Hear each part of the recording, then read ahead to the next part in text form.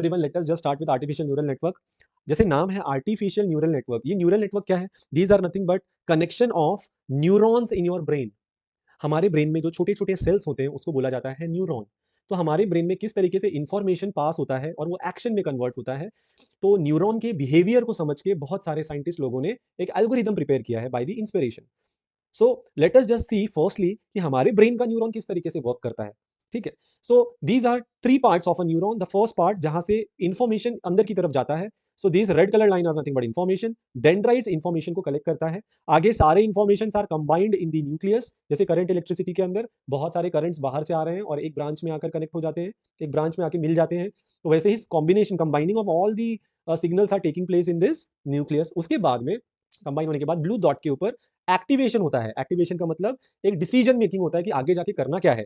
वो डिसीजन वाला सिग्नल आगे जाके ये बॉडी के थ्रू आउटपुट में कन्वर्ट होता है। ठीक है, चलो फिर देखते हैं a practical example. Suppose I want to buy a house, एक घर खरीदना है, and the price of house should not be that much high, and the distance between the work place and my house should be lesser, and the distance between my house and hospital should also be lesser. पर मेरे पास एक data आया है, price of the house is 1.2 CR, work place जो है वो 8.9 kilometre की डिस्टेंस पे, which is very much high. Hospital बहुत नजदीक है, विच इज 0.8 किलोमीटर। तो आगे जाके ये जो तीनों इंफॉर्मेशन है, डेटा है, वो कंबाइन हो जाएगा अंदर जाके इन this nucleus, which is red colour का न्यूक्लियस। कंबाइन होने के बाद उसका डिसीजन बनेगा ब्लू डॉट के ऊपर बाय एक्टिवेशन। तो फर्स्ट थिंग क्या हो रहा है, कंबाइन हो रहा है, फिर डिसीजन बन रहा है, उसको बोलते हैं एक्टिवेशन। वो डिसीजन क्या बनेगा, whether I will buy the house और I will not buy the house. ठीक है, सो ये जो डिसीजन बना है वो आगे की तरफ जाएगा और मुझे आउटपुट मिल जाएगा, whether I will buy this house और I will not buy this house. So this is what happens in our brain continuously as we are thinking continuously on daily basis. अब चलो आ जाते हैं आर्टिफिशियल न्यूरल नेटवर्क क्या होता है। So this artificial neural network के लिए we are having this data set over here, you can see the data set over here. तो मैंने एक डेटा सेट लिया हुआ है यहाँ पे, which is x1 x2 x3 are the inputs, y is the output. So the person who made artificial neural network, उसने ये बोला कि let us represent the inputs x1 x2 x3 by circles, और इस सर्कल को नाम दिया neuron. जैसे हमारा ब्रेन का सेल है न्यूरॉन, तो वैसे ही सर्कल का नाम है न्यूरॉन। ठीक है, and I have taken three inputs. मेरा फर्स्ट डेटा मैंने लिया यहाँ पे, x is equal to 0.5, x2 is equal to 0.35 and x3 is equal to 0.1 over here. ठीक है, and this y is my output. तो आउटपुट को भी एक न्यूरॉन से रिप्रेजेंट किया है, सर्कल से। सर्कल का नाम है न्यूरॉन। तो आउटपुट न्यूरॉन का नाम है y एक्चुअल, विच इज 1.36। अब देखो, these neurons are connected to each other. जैसे हमारे ब्रेन में ऐसे बहुत सारे सेल्स एक दूसरे से कनेक्टेड होते हैं, वैसे ही these neurons are connected to each other by lines. तो ये पहला वाला न्यूरॉन इज कनेक्टेड टू आखिरी वाला neuron by this line, similarly second line and the third line over here. हर लाइन के ऊपर you can see something which is called as weights. तो यहाँ पे W1 is equal to 0.29, W2 is equal to 0.12 and W3 is equal to 0.23 over here. अब ये weights है क्या? ये वेट्स ये इनपुट्स को कंबाइन करने का काम करता है। इनपुट्स को कंबाइन करने का काम करता है। मैंने पहले क्या बोला था, हमारे न्यूरॉन के अंदर क्या होता है, पहले कंबाइन होता है सारे सिग्नल्स, फिर डिसीजन बनता है, एक्टिवेट होता है। तो इस डायग्राम के पीछे कैलकुलेशन क्या हो रहा है, let us see over here. Combine करने के लिए देखो क्या किया है, कंबाइन करने के बाद this z will be your combined value. How to combine, W1 into x1, W2 into x2 and W3 into x3। जब आप इस तरीके से मल्टीप्लाई करोगे तो आपका तीनों inputs will be combined into a single input. ठीक है, तो चलो उसे कंबाइन करते हैं। So in order to combine this, what I'm doing is W1 is my 0.29 into x1, which is my 0.5, plus W2 is my 0.12 into x2 is 0.35, plus W3 is my 0.23 into x3, which is my 0.1. Okay, this is how the combination will take place. So this is my z ka value. So my z is nothing but 0.21. Okay, so I've got the value of z. Next thing what you need to do is you use this formula for activation or decision making. So this formula is nothing but I am saying 1 divided by 1 plus e raised to 0.21. Z का value is 0.21. Okay, so here I will be getting the value as 0.44. So this is how I have calculated the value of output. So my output y predicted is 0.44. So this is my y predicted, which is my 0.44 over here. Okay, now again I will repeat. Diagram need to be drawn like this only. W1, W2, W3 between the connection of input and output. ठीक है, so this W1 belongs to this x1. ये x1 का wait है, ये x2 का wait है, ये x3 का वेट है। डायग्राम जब हम बनाएंगे आर्टिफिशियल न्यूरल नेटवर्क का, तो उसको बनाना इसी तरीके से है। ठीक है, लेकिन इसके पीछे जो कैलकुलेशन हो रहा है ना, उसके कैलकुलेशंस दिखाने के लिए the diagram has been made like this, but actual diagram is like this only. Now actually ये W1 W2 W3 है क्या? W1 W2 W3 ये वेट्स है जो रैंडमली एल्गोरिथम सिलेक्ट करता है। ठीक है, कुछ भी वो वैल्यू ले सकता है, एनीथिंग, 0.2 0.8 0.9 1 2.3 समथिंग, एनीथिंग। ठीक है, पर ये वेट रिप्रेजेंट क्या कर रहा है, ये वेट बोल रहा है कि x1 तो एक इंफॉर्मेशन है ना जो न्यूरॉन के अंदर जा रहा है, तो कितना इंफॉर्मेशन आगे पास हो रहा है वो वेट बता रहा है। कितना इन्फॉर्मेशन आगे पास हो रहा है का मतलब 0.29 मल्टीप्लाइड बाय 0.5 या 0.29 मल्टीप्लाइड बाय x1 का क्या मतलब 29% of x1 is getting passed forward. Here 12% of x2 is passed forward. Here 23% of x3 is passed forward. उसी को ऐड करके तो कंबाइन हो रहा है यहाँ पे, you can see. अगर मैंने w1 w2 w3 की वैल्यू 1 ले लिया तो क्या होगा, सीधा x1 x2 x3 it will be added up, तो 100% इन्फॉर्मेशन आगे की तरफ बढ़ रहा है। ठीक है, इन्फॉर्मेशन आगे जाने का क्या मतलब है, I am giving you very simple example. Suppose आप कॉलेज जा रहे हो, आपकी मम्मी ने बोला घर लौटते वक्त 10 kg एप्पल लेके आना, 10 kg एप्पल। ठीक है, आप कॉलेज गए और आप भूल गए, आपको इतना पता है कि एप्पल्स लेके आने हैं और आपने लाया है सिर्फ 4 kg एप्पल। ठीक है, हुआ क्या, इन्फॉर्मेशन पास नहीं हुआ ना ठीक से, there is some loss of information, there is some loss of information. बोला था 10, लाया आपने 4 kg, तो कम लेके आए ना, तो वैसे ही पूरा का पूरा इन्फॉर्मेशन आगे नहीं जा रहा है, वेट्स वो कंट्रोल कर रहा है कि कितना इन्फॉर्मेशन आगे तक लेके जाना है, कितना अच्छा वाला इन्फॉर्मेशन आगे तक लेके जाना है। ठीक है, चलो, so these are nothing but weights and this is how values are predicted. लेकिन यहां पर ये खत्म नहीं होता है। ठीक है, वैल्यूज तो प्रिडिक्ट हो गया, वैल्यू प्रिडिक्ट होने के बाद y actual minus y predicted will give me error. So the error that I am getting over here is 0.92, 1.36 minus 0.44. And अभी से एरर नहीं बोलेंगे, हम एरर का दूसरा नाम लेंगे विच इज लॉस। लॉस कितना हुआ, 0.92 का लॉस हो गया।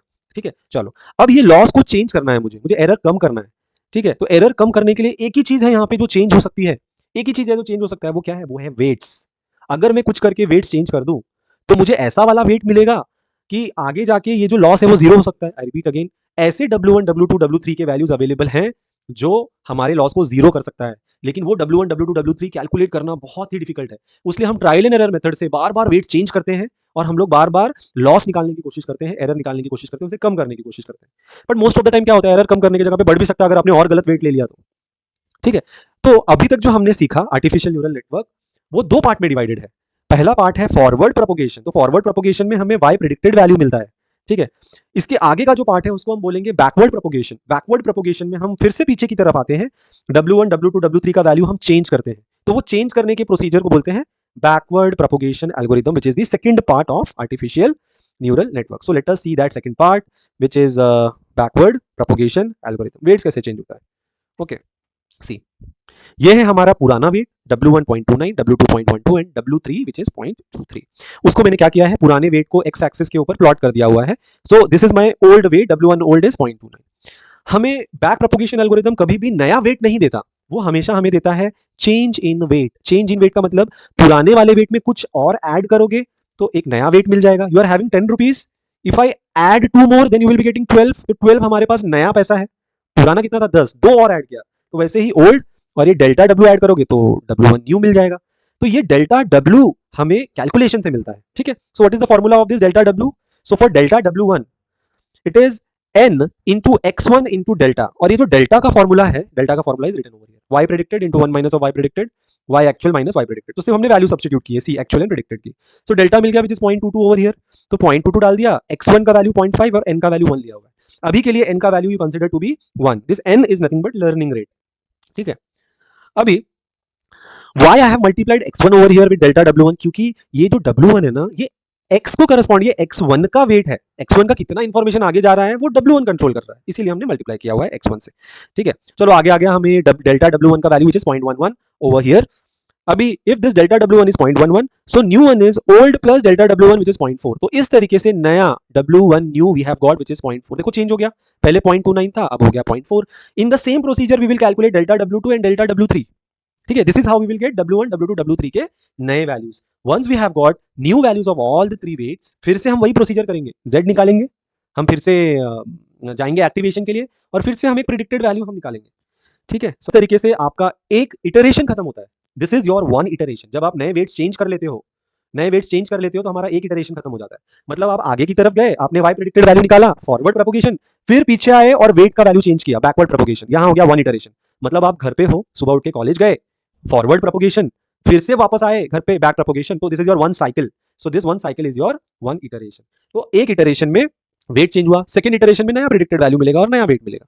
Now let us see what is this n का value. This n is nothing but learning rate. तो last time we had taken this n का वैल्यू to be 1. ठीक है, what if we reduce the n का value to 0.5? 0.5 जब मैं यहाँ पे मल्टीप्लाई करता हूँ, देखो क्या हो रहा है, 50% of x1 and delta I am getting. 0.5 किसी भी चीज से मल्टीप्लाई करो तो उसका क्या मतलब है, 50% हो रहा है कोई भी चीज। ठीक है, तो 50% of 0.5 and 0.22 I am getting, तो 0.5 into both the things is 0.055। तो इनिशियली ये था मेरा डेल्टा W1 जब मैंने n का वैल्यू 1 लिया था।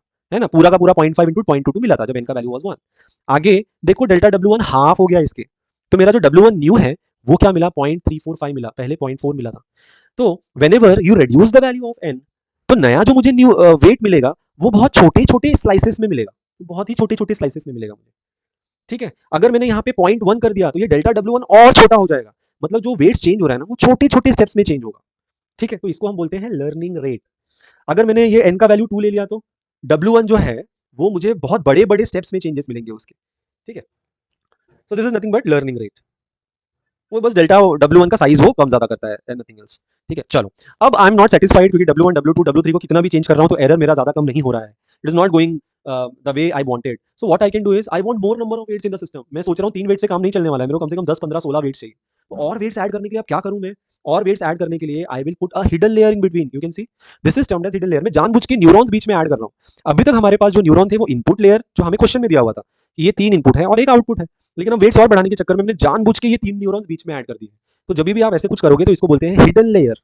हिडन लेयर, इसमें आप कुछ भी ऐड कर सकते हो, 3 न्यूरॉन 4 5 10 15 जो भी है ऐड कर सकते हो, लेकिन जब भी आप ऐड करोगे तो कनेक्शंस ऐसे बनते हैं। देखो your first neuron will make connection with आगे के सारे न्यूरॉन्स। ठीक है, तो यहाँ पे क्या हो रहा था, आपका फर्स्ट न्यूरॉन ने कनेक्शन बनाया ना आगे के सारे न्यूरॉन से, तो यहाँ एक ही था न्यूरॉन, तो first neuron will make connection with आगे के सारे न्यूरॉन। तो ये पहला वाला लाइन मेक रहा है यहाँ पे कनेक्शन, ये दूसरा वाला लाइन बना रहा है यहाँ पे कनेक्शन, ये तीसरा वाला लाइन बना रहा है यहाँ पे कनेक्शन, और हर एक लाइन के ऊपर एक वेट आएगा।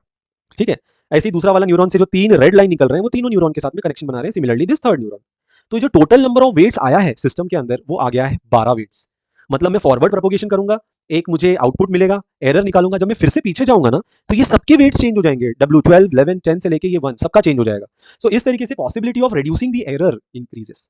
ठीक है, अब देखो ये कैसे काम करता है। अब ये काम करने के लिए जैसे ये काम किया है वैसे ये भी काम करेगा, सेम प्रिंसिपल। तो यहाँ पे क्या है, सबसे पहले हमारा हिडन लेयर का जो पहला न्यूरॉन है उसका आउटपुट हम निकालते हैं। उसका कैसे आउटपुट निकालेंगे, जैसे इसका आउटपुट निकाला था, इसका कैसे निकाला था, W1 इंटू X1। ये दोनों न्यूरॉन के बीच में जो कनेक्शन है उसका लेते हैं W1 into X1, W2 into X2, W3 into X3। तो वैसे यहाँ पे जो 3 लाइन्स आ रहे हैं उसके वेट्स देखो, और ये 3 लाइन कहाँ पर जा रहे हैं, तो पहला वाला लाइन है W1 इंटू X1, दूसरा वाला लाइन है W2 इंटू X2, तीसरा वाला लाइन है W3 इंटू X3। ऐसे करने के बाद you will be getting your Z1 का वैल्यू। तो ये Z1 का वैल्यू निकल गया 0.2, उसको आगे एक्टिवेशन में भेजो 1/1 plus e raised to 0.2 which is 0.45। तो O1 का output is 0.45। Similarly I have calculated O2 and O3 का आउटपुट ओवर हियर। एक बार इन तीनों का आउटपुट मिल गया ना, हिडन लेयर के तीनों न्यूरॉन का आउटपुट, आगे जाके क्या होगा कि ये जो आउटपुट है ना, आई रिपीट अगेन, आगे जाके ये जो आउटपुट है this output will be acting as input. अब देखो ये क्या हो रहा है, अब इसके आगे जो कैलकुलेशन होगा उसमें ये 0.45 अब आउटपुट नहीं है, अब ये इनपुट है। अब कैसे कैलकुलेशन होगा, W10 into 0.45, W11 into 0.46, W12 into 0.39 activate करो और आउटपुट मिलेगा। ठीक है, somewhat like this. So this will be your forward propagation. Backward propagation में फिर से वो डेल्टा कैलकुलेट करेगा, डेल्टा से delta W1 W2 delta W3 कर करके it will make new values of all the weights, वो हो जाएगा बैकवर्ड प्रोपोगेशन। ठीक है, so this is how we add hidden layer. हम सिर्फ एक हिडन लेयर नहीं, हम 3 4 ऐसे और भी लेयर्स ऐड कर सकते हैं। जब आप एक ही हिडन लेयर ऐड करते हो तो उसका आर्किटेक्चर ऐसे लिखते हैं, तो 3 3 1 का मतलब पहले लेयर में 3 न्यूरॉन्स, हिडन लेयर में 3 न्यूरॉन्स और आउटपुट लेयर में 1 न्यूरॉन। तो इनपुट लेयर और आउटपुट लेयर की न्यूरॉन हमेशा कांस्टेंट होते हैं क्योंकि वो तो डेटा शीट में ही दिया हुआ है। ये जो सेंटर वाला है वो चेंज होते रहेगा। अगर मैंने एक और हिडन लेयर बना दिया और उसमें भी 3 न्यूरॉन ऐड किए तो आर्किटेक्चर ऐसे लिखेंगे 3 3 3 1। So let us see one example over here. This is TensorFlow Playground. तो एक वेबसाइट है TensorFlow Playground. In that you can easily understand what is this artificial neural network और किस तरीके से काम होता है वो हम सिमुलेट करके देखेंगे। ठीक है, over here.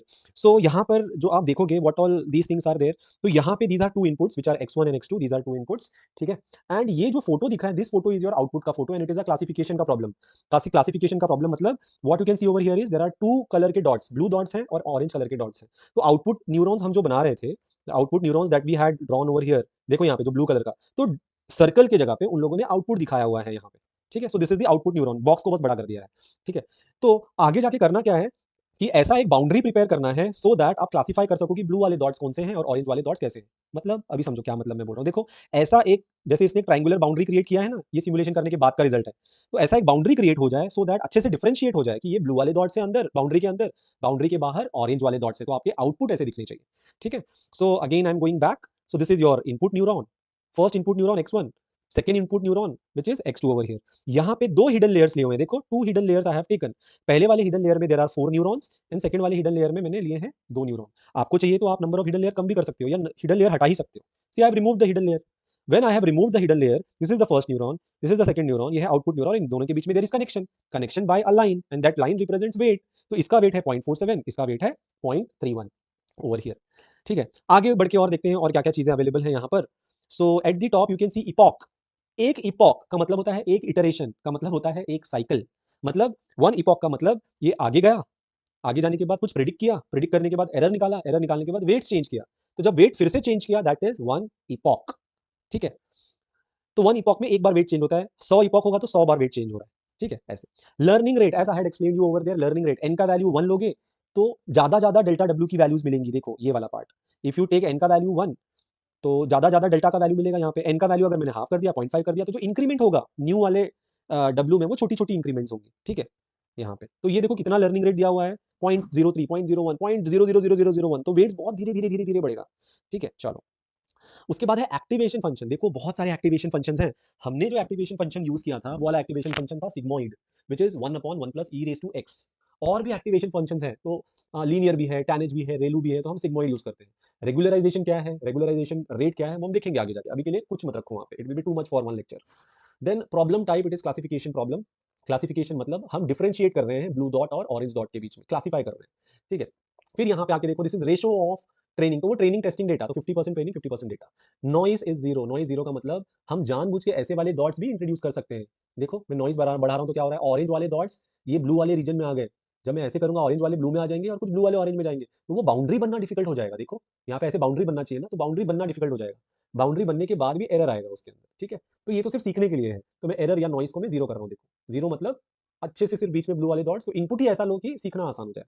Then there is batch size. Batch size का मतलब एट अ टाइम आप कितना डेटा अंदर भेज रहे हो सिखाने के लिए। 10 डेटा, 15 डेटा, 20 डेटा ऐसे। तो बैच साइज़ 1 में करके रख देता हूँ यहाँ पे, ठीक है? And this is my architecture. अब ये क्या आर्किटेक्चर है 2 1, 2 न्यूरॉन इनपुट लेयर में और ये। तो चलो इसको रन करके देखते हैं किस तरीके से काम हो रहा है। लर्निंग रेट 0.3 से see. This is how your error is reducing. If you see, मैं फिर से बताता हूँ यहाँ पर देखना, ये वाले सेक्शन में देखना। ठीक है? I am doing it refresh again. See here how errors are reducing with each other, क्योंकि वेट्स चेंज हो रहे हैं। अब देखो ये जो ब्लू कलर का डॉट है ना, ये थोड़ा मोटा हो गया है।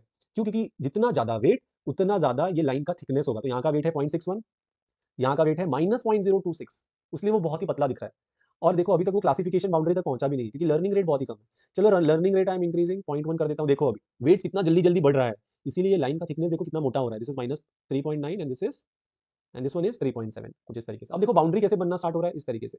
पर एरर बहुत ज़्यादा है। You can see the error over here. देखो कितना ज़्यादा गैप है इन दोनों लाइन के, मतलब कितना ज़्यादा एरर दे रहा है। 0.6 का एरर, टेस्ट का एरर 0.6, ट्रेनिंग का एरर 0.6। ठीक है? मतलब 2 वेट से मेरा काम नहीं बन रहा है। I will have to, firstly I will just refresh it over here and I need to add 1 hidden layer over here. तो एक हिडन लेयर में 2 न्यूरॉन में ले रहा हूँ। 2 न्यूरॉन लेने के बाद फिर से मैं एक बार इसे प्ले करके देखता हूँ। नाउ यू सी बाउंड्री अभी थोड़ा प्रॉपर्ली बन रहा है। एरर पहले 0.6 था, now the error is reducing over here. ठीक है? अभी भी लेकिन एरर है इसके अंदर 0.2, बाउंड्री ठीक से बना नहीं है। I am increasing 1 more neuron over here. Again I am doing this. You see now the boundary is getting prepared nicely, you can see. और ये एरर देखो कम हो रहा है, कम हो रहा है, कम हो रहा है, कम हो रहा है, फिर बढ़ रहा है, कम हो रहा है, फिर बढ़ रहा है। You can see the fluctuation in the error over here. See how the error is fluctuating. कम हो रहा है, बढ़ रहा है, कम हो रहा है, बढ़ रहा है ओवर हियर। और ये जल्दी-जल्दी क्यों फ्लक्चुएट हो रहा है? ऐसे-ऐसे क्यों फ्लक्चुएट हो रहा है? Because your learning rate is 0.1। बहुत जल्दी-जल्दी वेट बढ़ रहा है। What I am doing is 0.03 करूँगा। तो अब क्या होगा देखो, बहुत ही फाइन वे में हमारा जो है देखो एरर का जो फ्लक्चुएशन रेट है वो कम हो गया, क्योंकि अब वेट्स बहुत धीरे-धीरे बढ़ रहा है ना? आपको ₹1000 कमाने हैं, आपकी जेब में ₹100, आप कमा कैसे रहे हो? 100, 101, 102, 103, 104, तो धीरे-धीरे कमा रहे हो। धीरे-धीरे the money is getting added, वैसे ही यहाँ पे, ठीक है? तो यहाँ पे बाउंड्री अच्छा हो गया, ट्रेनिंग 0 हो चुका है, ट्रेनिंग एरर 0, टेस्टिंग भी ऑलमोस्ट 0 हो चुका है, ये वाला, ठीक है? तो और एक हिडन लेयर बढ़ा के देखो, अब ज़रूरत नहीं है हिडन लेयर बढ़ाने की, अब मिल चुका है जितना मिलना चाहिए था, फिर भी मैं एक बढ़ा रहा हूँ। अब देखो बढ़ा रहा हूँ, फिर से करता हूँ। See now it is taking some time. पहले इतना उसने टाइम नहीं लिया था, मतलब एक और हिडन लेयर की ज़रूरत नहीं थी। इस देखो हमेशा ये ज़रूरी नहीं है कि हिडन लेयर बढ़ाने से आपकी एक्यूरेसी जल्दी बढ़ जाएगी या लॉस जल्दी कम हो जाएगा। आपको पता ही नहीं होता कि कितना हिडन लेयर चाहिए, कितने न्यूरॉन्स चाहिए, वी नेवर नो। तो 2 हिडन लेयर बढ़ाया, 1 कम किया, फिर से मैंने न्यूरॉन कम किया ना यहाँ से। नाउ सी एक एक्स्ट्रा न्यूरॉन की वजह से ना और काम खराब हो रहा था हमारा। एटलीस्ट अभी थोड़ा तो बाउंड्री ठीक से बना, चलो एक और न्यूरॉन हटाता हूँ मैं। Again I am playing this, ठीक है? लर्निंग रेट चलो बढ़ा के देखता हूँ, और बढ़ाता हूँ लर्निंग रेट। वेट्स और थोड़ा बड़ा-बड़ा चाहिए मुझे, 0.3। It is not happening. एक और हिडन लेयर बढ़ा के देखता हूँ। No I will pay. So moral of the story, I will stop here itself, otherwise will play the whole day. Moral of the story is कि आपको ये जो पैरामीटर्स है, लर्निंग रेट, एक्टिवेशन फंक्शन भी चेंज करके देखते हैं, टैनएच ले लेते हैं और फिर रन करते हैं, ठीक है? तो ये वाला एक्टिवेशन फंक्शन भी अभी एरर बहुत ज़्यादा दे रहा हुआ है। तो ये सब चीज़ों से आपको प्ले करना है, लर्निंग रेट, एक्टिवेशन फंक्शन, फिर बाद में टेस्टिंग और ट्रेनिंग डेटा सेट, ट्रेनिंग बढ़ा देते हैं। ठीक है, कुछ इस तरीके से। इसके न्यूरॉन्स बढ़ा देता हूँ, चलो, एंड कुछ इस तरीके से वो हो रहा है, बाउंड्री क्रिएट हो रहा है, ठीक है। वन मोर थिंग, उस दिन एक स्टूडेंट ने भी मुझे सवाल पूछा था कि sir what are these thing, x1 square, x2 square, ठीक है। हमारे पास अगर इनपुट x1 और x2 है तो हम उसका स्क्वायर भी ले सकते हैं, वी कैन टेक उसका स्क्वायर। स्क्वायर क्यों लेना है, उसका मैंने ये एग्जांपल दिया था कि अगर हमारे पास सपोज डेटा सेट इस तरीके का है, हमारे पास सपोज डेटा सेट इस तरीके का है, तो ऐसे वाले डेटा के अंदर लाइन फिट अगर मैं करने की कोशिश करूंगा तो एरर तो बहुत ज्यादा मिलेगा, यहाँ फिट करूँ, यहाँ फिट करूँ या यहाँ फिट करूँ। तो ऐसे वाले डेटा सेट के लिए मुझे नॉन लीनियर लाइन चाहिए फिट करने के लिए, I require a non linear line like this. तो लीनियर लाइन का इक्वेशन क्या होता है, y equal to m x plus c, एक ही x। ऐसा जब हम फिट करने की कोशिश करते हैं तो x का स्क्वायर बन जाता है, ठीक है, x का स्क्वायर बन जाता है। तो इसीलिए बहुत लोग क्या करते हैं, जब उन्हें पता चलता है कि ये नॉन लीनियर प्रॉब्लम है, मतलब लीनियर लाइन से काम नहीं बनने वाला, तो हम उसको नॉन लीनियर में कन्वर्ट कर देते हैं। तो क्या, एक और इनपुट ले लो और x1 को स्क्वायर कर दो, ठीक है, और रन करके देखते हैं। और फिर चाहिए तो x2 भी ले लो, x2 स्क्वायर को भी एक इनपुट की तरह ले लो और उसको रन करके देखो, ठीक है। लीनियर ले लेता हूँ, लीनियर का काम नहीं आएगा, सिग्मॉइड लेते हैं। मैं बताऊंगा नेक्स्ट लेक्चर में कि लीनियर कब लेना है, सिग्मॉइड कब लेना है, एक्स वाई जेड चीजें, ठीक है। देखो कितने इपॉक में ही सर्कल बन गया, you can C over here, proper circle they have made in less than 200 some epoch and the complete zeros are there over here. Okay, we'll stop here.